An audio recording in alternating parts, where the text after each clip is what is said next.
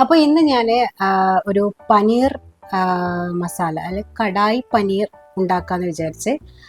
അപ്പോൾ പനീർ പൊതുവേ എനിക്ക് അത്ര താല്പര്യമുള്ളൊരു സംഭവമല്ല, പനീർ മസാലയൊക്കെ.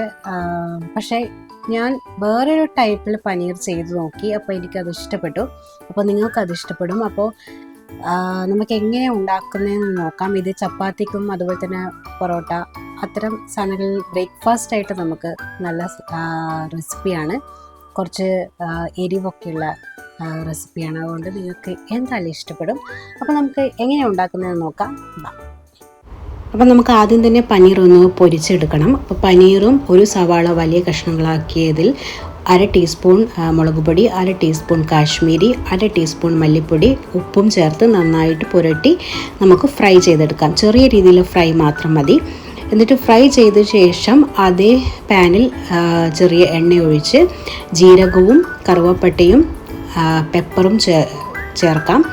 അതിനുശേഷം നമുക്ക് ഒരു സവാള ചെറുതായിട്ട് അരിഞ്ഞതും കൂടി ചേർത്ത് നന്നായിട്ട് വഴറ്റിയെടുക്കാം. അതിനുശേഷം ഇഞ്ചി വെളുത്തുള്ളി ചതച്ചതും ഒരു മുളകും ചേർത്ത് നന്നായിട്ട് മണം മാറുന്നതിന് അനുസരിച്ച് നമുക്ക് വഴറ്റാം. അതിനുശേഷം ഇതിലേക്ക് പൊടിയിടാം.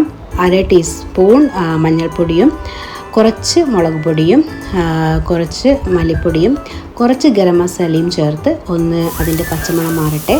അതിനുശേഷം ടൊമാറ്റോ സോസ് അല്ലെങ്കിൽ നമുക്ക് തക്കാളി ചേർത്ത് ഉടച്ചിട്ട് ഒഴിക്കാം.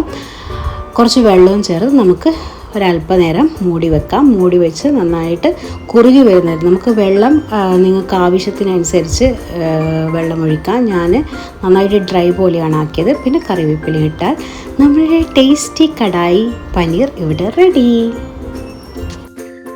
അപ്പോൾ എൻ്റെ റെസിപ്പീസും അതുപോലെ തന്നെ മറ്റ് വീഡിയോസൊക്കെ നിങ്ങൾക്ക് ഇഷ്ടപ്പെട്ടിട്ടുണ്ടെങ്കിൽ ലൈക്ക് ചെയ്യാനും, അതുപോലെ തന്നെ ഇനി എന്തെങ്കിലും പോരായ്മകളോ എന്തെങ്കിലും ഇഷ്ടപ്പെട്ടിട്ടില്ലെങ്കിലും കമൻ്റായിട്ട് നിങ്ങൾ അപ്പോൾ സബ്സ്ക്രൈബ് ചെയ്യാനും മറക്കരുത്. ഓക്കെ, അടുത്ത വീഡിയോയിൽ കാണാം. ബൈ.